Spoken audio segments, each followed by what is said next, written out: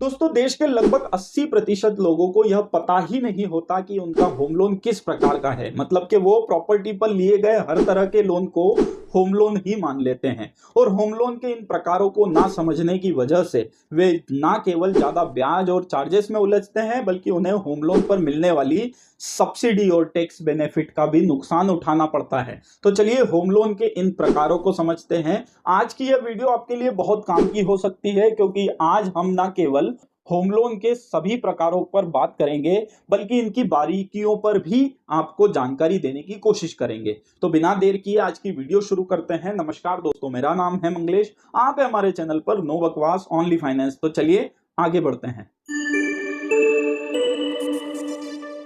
दोस्तों, वैसे तो ज्यादातर बैंक और हाउसिंग फाइनेंस कंपनियां होम लोन के प्रकारों को अपने होम लोन प्रोडक्ट का नाम दे देती है, लेकिन आज हम जानने वाले हैं होम लोन के प्रकारों के साथ ही साथ इसके कुछ फीचर्स के बारे में। तो वैसे तो होम लोन के बहुत सारे प्रकार होते हैं, जैसे होम परचेस लोन, इसमें आप घर खरीदने के लिए लोन लेते हैं। होम इम्प्रूवमेंट लोन, इसमें आप घर में सुधार या घर को अपग्रेड करने के लिए लोन लेते हैं। होम कंस्ट्रक्शन, प्लॉट पर घर बनाने के लिए यह लोन लिया जाता है। होम एक्सटेंशन, पहले से बने घर में और अधिक कमरे बनवाने या ऊपरी मंजिल बनवाने के लिए यह लोन लिया जाता है। प्लॉट परचेस, यह सिर्फ प्लॉट खरीदने के लिए होता है। प्लॉट परचेस प्लस कंस्ट्रक्शन यानी P+C लोन, प्लॉट खरीदने और उस पे मकान निर्माण के लिए यह लोन होता है। इसके अलावा एक प्रकार होता है मॉर्गेज लोन, जो कि नॉन हाउसिंग की श्रेणी में आता है। इसके अंतर्गत आप अपनी संपत्ति मॉर्गेज करके किसी काम के लिए लोन ले सकते हैं। आइए इन सभी प्रकारों पर एक एक करके डिटेल में बात करते हैं और जानते हैं इसके कुछ खास फीचर्स के बारे में। लेकिन उससे पहले आपसे रिक्वेस्ट है कि यदि आप हमारे चैनल पर पहली बार आए हैं तो प्लीज इस चैनल को सब्सक्राइब करके बेल आइकन को हिट कर दे, ताकि ऐसी ही इंफॉर्मेटिव वीडियो आपको सबसे पहले लगातार मिलती रहे। दोस्तों, जैसा कि मैंने आपको शॉर्ट में बताया है कि होम लोन के बहुत से प्रकार होते हैं, उन्हीं में से पहला और सबसे पॉपुलर है होम परचेस लोन, यानी घर खरीदने के लिए लोन।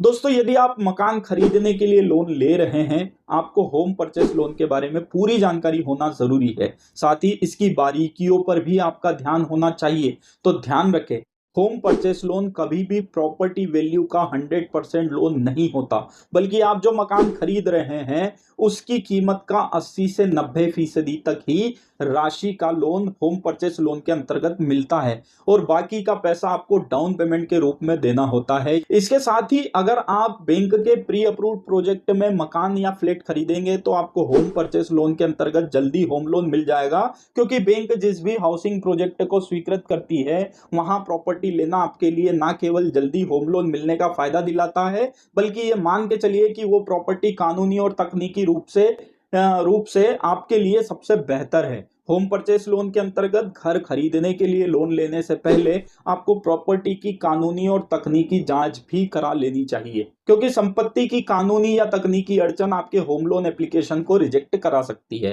होम परचेस लोन के अंतर्गत यदि आप पहली बार मकान खरीद रहे हैं तो आपको न केवल सब्सिडी का फायदा मिलता है, बल्कि यदि आप टैक्स बेनिफिट चाहते हैं तो वो भी आपके लिए उपलब्ध हो सकता है। होम लोन के प्रकारों में दूसरा प्रकार होता है होम इंप्रूवमेंट लोन, यानी घर के सुधार के लिए लोन। हाँ दोस्तों, यह भी होम लोन का ही प्रकार होता है, और इसके अंतर्गत आप अपने घर के पूरे इंटीरियर को बदलवाने के लिए भी लोन ले सकते हैं, या घर में छोटे मोटे काम जैसे बाथरूम, प्लम्बिंग, फ्लोरिंग के लिए भी लोन ले सकते हैं। लेकिन इसे लेने से पहले आपको ध्यान रखना होगा कि यह होता तो होम लोन ही है, लेकिन आपको जितना घर में सुधार का काम होता है उतनी ही राशि का लोन बैंक आपको स्वीकृति देती है। ऐसे में इस लोन को लेने के लिए आपको आपके घर के काम का एस्टीमेट देना होता है और बैंक को बताना होता है कि आप घर में क्या क्या काम करवाएंगे। तो यदि आप पुराने घर को नया घर जैसा बनाना चाहते हैं तो होम इंप्रूवमेंट लोन आपके लिए अच्छा विकल्प हो सकता है। होम लोन का तीसरा प्रकार है होम कंस्ट्रक्शन लोन, यानी घर के निर्माण के लिए लिया जाने वाला होम लोन। दोस्तों, यदि आपने पहले से प्लॉट खरीद लिया है और अब आपको बनाना है उस पे मकान, तो मकान बनाने के इस खर्च को आप पूरा कर सकते हैं होम कंस्ट्रक्शन लोन लेकर। यह एक तरह से होम लोन ही होता है, लेकिन इसकी प्रक्रिया जटिल है। इसमें चूक आपको बड़ी उलझन में डाल सकती है और इसमें कुछ सावधानियां आपको रखना बेहद जरूरी है। जैसे ध्यान रखें कि कभी भी कंस्ट्रक्शन लोन एक साथ नहीं मिलता, वो आपके मकान के निर्माण की स्टेज पर मिलता है। जैसे जैसे आपका निर्माण होता जाता है वैसे वैसे बैंक लोन का पैसा रिलीज करती है। जब तक काम पूरा नहीं हो जाता और लोन पूरा आपके खाते में नहीं आ जाता तब तक के लिए लोन का आपको ब्याज चुकाना होता है, जिसे प्रीएमआई कहते हैं। कंस्ट्रक्शन लोन लेते समय ध्यान रखें कि आपने जो बजट बनाया है मकान बनाने का, जरूरी नहीं कि बैंक आपको उतना ही लोन दे दे। बैंक आपकी संपत्ति की वैल्यू और अन्य बातों पर लोन देती है। ऐसे में होम कंस्ट्रक्शन लोन का आवेदन करते समय बड़ी ही गंभीरता से सभी शर्तें जांच करना आपके लिए जरूरी है। वैसे इस छोटी सी वीडियो में होम कंस्ट्रक्शन की पूरी जानकारी दे पाना मुश्किल है, लेकिन यदि आप चाहते हैं कि हम होम कंस्ट्रक्शन लोन पर एक डिटेल वीडियो लाएं तो कमेंट बॉक्स में होम कंस्ट्रक्शन लोन लिखकर कमेंट्स कर दे। हम एक डिटेल वीडियो इस टॉपिक पर लाने की कोशिश करेंगे अगर आपके 500 से ज्यादा कमेंट आते हैं तो। होम लोन के चौथे प्रकार की बात करें तो वो है होम एक्सटेंशन लोन, यानी घर के विस्तार के लिए लोन। होम एक्सटेंशन लोन यानी घर के विस्तार के लिए लोन। जी हाँ दोस्तों, आपके बने हुए मकान में बनाना हो अतिरिक्त कमरे या बढ़ाना हो अपने घर की मंजिलें, इस तरह के निर्माण हेतु लिए जाने वाले लोन को कहा जाता है होम एक्सटेंशन लोन। और यदि आपको इसके बारे में पूरी जानकारी नहीं है तो आपके लिए यह चिंता का विषय है। दोस्तों, जब भी आप होम एक्सटेंशन लोन के लिए आवेदन करें तो अपने निर्माण का एस्टीमेट बैंक को जरूर उपलब्ध कराएं। ऐसा करने से आपको मनचाही लोन राशि उपलब्ध होने में दिक्कत नहीं आएगी। इसी के साथ ये ध्यान रखें कि होम एक्सटेंशन लोन में भी पैसा आपको एक बार में नहीं मिलता, बल्कि निर्माण की प्रगति पर मिलता है। जब तक निर्माण पूरा नहीं हो जाता तब तक आपको लिए गए लोन का सिर्फ ब्याज चुकाना होता है, किस्त शुरू नहीं होती। सबसे जरूरी बात, होम एक्सटेंशन लोन तभी मिलता है जब घर में आप निवास कर रहे हो। लंबे समय से खाली पड़े या लंबे समय से रुके हुए निर्माण पर इस तरह का लोन लेना थोड़ा मुश्किल होता है। होम लोन के पांचवें और सबसे ज्यादा समझने वाले प्रकार का नाम है प्लॉट परचेस लोन, यानी प्लॉट खरीदने के लिए लोन। ज्यादा लोग इसे ही समझने में गलती करते हैं और बाद में पछताते हैं। दोस्तों, कई लोगों का सपना होता है कि वो अपना खुद का मकान खरीदे, लेकिन मकान खरीदना आज के टाइम में बड़ा मुश्किल है। ऐसे में वे होम लोन के माध्यम से अभी प्लॉट खरीदते हैं और अपनी सुविधा अनुसार उस पर मकान कुछ समय बाद बनाते हैं। ऐसे ही लोन को प्लॉट परचेस लोन कहा जाता है। लेकिन इस लोन में आपको कुछ सावधानियां भी रखना चाहिए। जैसे प्लॉट खरीदने के लिए बहुत कम बैंक या हाउसिंग फाइनेंस कंपनियां लोन देती है। इसके अलावा प्लॉट की वैल्यू का सिर्फ 50 से 60% तक ही लोन मिलना प्लॉट लोन में संभव हो पाता है। दोस्तों, आप बैंक के अप्रूव्ड प्रोजेक्ट में प्लॉट खरीदने के लिए आसानी से होम लोन या प्लॉट लोन ले सकते हैं। और सबसे जरूरी बात, प्लॉट लोन बहुत सी बैंक के होम लोन श्रेणी में नहीं आता। वे इसे प्लॉट इक्विटी लोन के रूप में आपको देते हैं। और इस तरह का लोन लेने के पहले अच्छे से बैंकों की शर्तों को समझना जरूरी है, क्योंकि प्लॉट इक्विटी लोन के अपने कुछ नुकसान भी है। यदि आप इन नुकसानों को समझना चाहते हैं तो कमेंट में लिखे प्लॉट लोन। दोस्तों, अभी तक हमने होम लोन के 5 प्रकारों को बताया है और उम्मीद है आपको होम लोन के इन 5 प्रकारों की जानकारी अच्छी लगी होगी। आगे हम होम लोन के आखिरी प्रकार और नॉन हाउसिंग होम लोन के बारे में बताने वाले हैं। लेकिन उससे पहले कहना चाहेंगे कि यदि अभी तक की वीडियो आपको अच्छी लगी हो तो इस वीडियो को एक लाइक जरूर करें।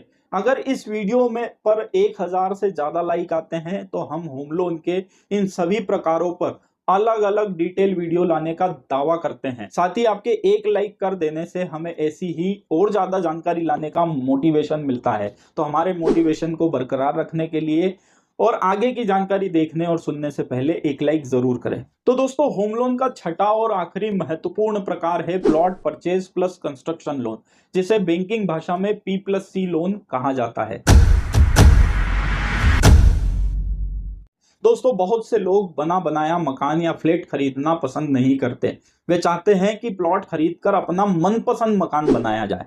अगर आपका भी यही ख्याल है तो आपकी मदद करता है plot purchase plus construction loan, यानी P+C लोन।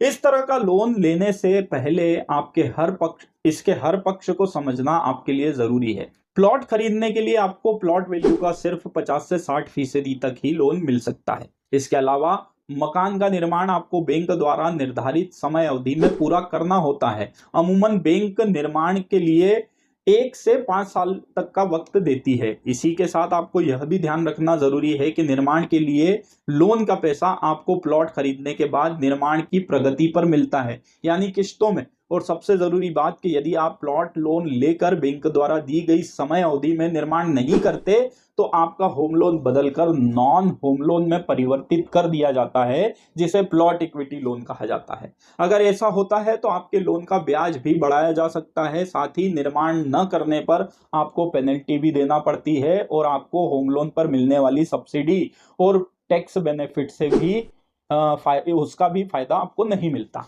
दोस्तों वैसे तो मुख्य रूप से यह 6 प्रकार ही होम लोन के अंतर्गत आते हैं, लेकिन आपको एक लोन जो कि नॉन हाउसिंग लोन की श्रेणी में आता है, यह है मॉर्गेज लोन यानी लोन अगेंस्ट प्रॉपर्टी लोन। आज देश के लगभग 56% से ज्यादा लोगों को यह नहीं पता है कि प्रॉपर्टी को गिरवी रखकर लिए जाने वाले लोन को मॉर्गेज लोन यानी लोन अगेंस्ट प्रॉपर्टी कहा जाता है। वे इस तरह के लोन को होम लोन ही समझ बैठते हैं, लेकिन मॉर्गेज लोन के बहुत से नुकसान हैं जिसमें आपको समझना जरूरी है। और इन नुकसानों में पहला है ज्यादा ब्याज। हाँ, होम लोन के बजाय प्रॉपर्टी मॉर्गेज लोन पर आपको ब्याज ज्यादा चुकाना पड़ सकता है। मॉर्गेज लोन का दूसरा नुकसान है कम लोन। हाँ दोस्तों, जहां होम लोन पर आपको संपत्ति की वैल्यू का 80 से 90% तक होम लोन मिलता है, वहीं मॉर्गेज लोन पर आपको सिर्फ 50 से 60% तक ही लोन मिलता है। तीसरा और सबसे बड़ा नुकसान है मॉर्गेज लोन पर किसी तरह का टैक्स लाभ नहीं मिलता और ना ही कोई सब्सिडी मिलती है।